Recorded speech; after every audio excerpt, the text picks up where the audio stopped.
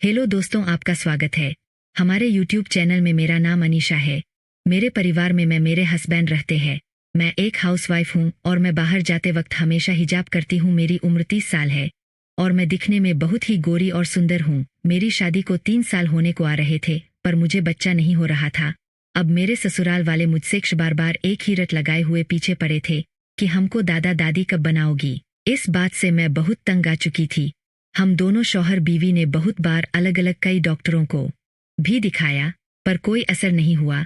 फिर किसी ने मेरी सासू माँ को बताया कि घर से दूर एक दरगाह है, वहां जाने पर सबकी मनोकामना पूरी होती है। वह स्थान हमारे घर से एक रात की यात्रा की दूरी पर था। मेरी सासू माँ, मैं और मेरे शौहर रहमान, हम सब ने वहां जाने का मंसूबा बनाया। अगले ही दिन हम वहां चले गए। जब अगले दिन उधर पहुंचे तो देखा कि दरगाह बहुत बड़ी थी, वहां लोगों की भीड़ बहुत ज्यादा थी। हम सब वहां पहुंचकर दर्शन के लिए गए, पर भीड़ कुछ ज्यादा ही थी तो काफी दिक्कत हुई। किसी तरह हम दर्शन करने अंदर पहुंच गए। वहां के एक बाबा से मेरी सास की बात हुई। उन्होंने मेरी समस्या उन्हीं को बताई। मेरी सास की इस बात को हमारे पास ही खड़े एक आदमी ने सुन लिया। उसने हमको बताया कि आपका इलाज जरूर होगा, बस आपको यहाँ हर महीने दर्शन के लिए आना होगा।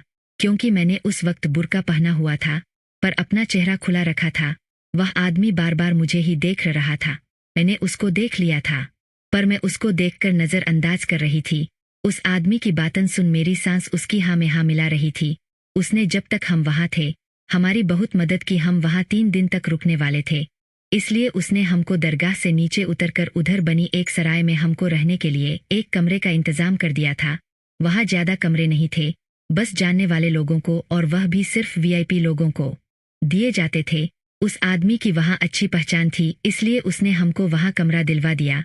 हम सब वहां 3 दिन रहकर वापस अपने घर आ गए। फिर 1 महीने बाद हम वापस वहां चले गए। इस बार सिर्फ मैं और मेरी सास ही गए थे, क्योंकि मेरे शौहर को काम से छुट्टी नहीं मिली थी।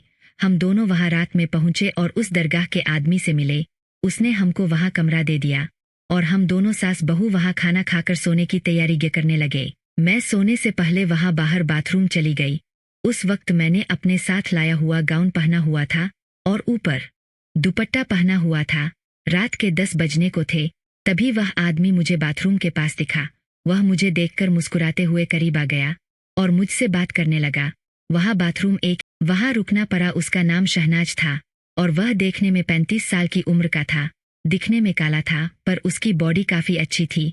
शहनाज हमेशा पठानी ड्रेस पहनता था, लेकिन वह उस वक्त लुंगी में था और मुझसे बात करते वक्त घूर कर देख रहा था। जैसे ही उसकी नजर मुझसे मिलती, वह अपनी नजर कहीं और घुमा लेता था। मैं बहुत खूबसूरत हूँ।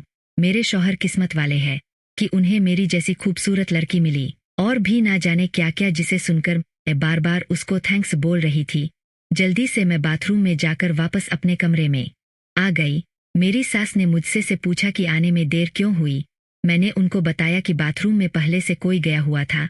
फिर हम दोनों सो गए, पर मुझे नींद नहीं आ रही थी, क्योंकि शहनाज मुझसे बात करते वक्त कुछ प्रभावित हो गया था। सुबह हम उठे तो मैं नहाने बाथरूम में गई। मैं अपने साथ अपने कपड़े लेकर गई थी। नहाकर दर्शन भी जल्दी करना था, इसलिए मैं जल्दी जल्दी नहाकर अपनी सास के साथ दर्शन के लिए निकल गई। दर्शन के लिए उतनी सुबह भी बहुत भीड़ हो गई थी, इसलिए हमें दर्शन करने के लिए लाइन में लग गए। मैंने अपनी सास के साथ दरगाह के दर्शन किए और शाम को हम दोनों अपने रूम में आ गए। रात को मैं जब फिर से बाथरूम गई, तब शहनाज वही था और मेरा इंतजार कर रहा था। मैंने उसको देखकर नजर झुका ली और मुस्कुराते हुए बाथरूम में चली गई। मैं बाथरूम से जैसे ही बाहर आई, शहनाज ने मुझे अपनी ओर खींचा और अपने कमरे में उठाकर ले गया। वह मेरे साथ जबरदस्ती करने लगा। मैंने खुद को बचाने की बहुत कोशिश की, पर शहनाज मुझसे बिल्कुल नहीं डरा। वह बार बार मेरे साथ जबरदस्ती कर रहा था। तभी मुझे मेरी सास की आवाज सुनाई दी। मैंने शहनाज को साइड में धकेला और कमरे से बाहर आ गई। अपने कमरे की तरफ जाने लगी। उसी वक्त मेरी सास को मैं दिख गई, तो वे मेरे साथ मेरे कमरे पर आ गई। सुबह हमको जल्दी वापस जाना था। यह बात फिरोज को पता थी, इसलिए वह हमारे लिए सुबह जल्दी कमरे पर चाय नाश्ता लेकर आ गया। फिर वह मुस्कुराते हुए बोला, आप बहुत मीठी हो, बिल्कुल मलाई बर्फी की तरह। काश यह बर्फी जी भर के खा पाता। यह सुनकर मैं गर्दन नीचे झुकाए ली और बस मुस्कुराती हुई सुनती रही। फिर हमने नाश्ता किया और हम वहां से अपने घर के लिए निकल रहे थे। तब मैंने शहनाज से कहा, अगली बार आपको मलाई बर्फी जरूर खाने को मिलेगी। इतना सुनकर वह भी बहुत खुश हो गया। मैंने जाते वक्त शहनाज को अपना नंबर दे दिया था ताकि हमारी फ़ोन पर बात हो सके। हम वापस अपने घर आ गए और हमारी फ़ोन पर नॉर्मल बात होने लगी। फिर कुछ दिनों के बाद और मेरी सास वापस दरगाह जाने के लिए निकल गए। मैंने शहनाज को मेरे आने की बात बताई तो वह बहुत खुश हो गया। मैं रात में ही अपनी सास के साथ दरगाह पर निकल गई और सुबह हम दरगाह पहुंच गए। मैंने बुर्का पहना हुआ था। जब हम पहुंचे तब शहनाज मुझे और मेरी सास को लेने आ गया। उसके साथ हम अपने कमरे पर आ गए। हम दोनों रात के सफ़र से थके हुए थे, इसलिए हम फ्रेश होने के लिए गए। शहनाज ने सारा इंतजाम कर रखा था। दोपहर होने पर मैं बाथरूम गई, तब मुझे वहां शहनाज से मुलाकात हुई।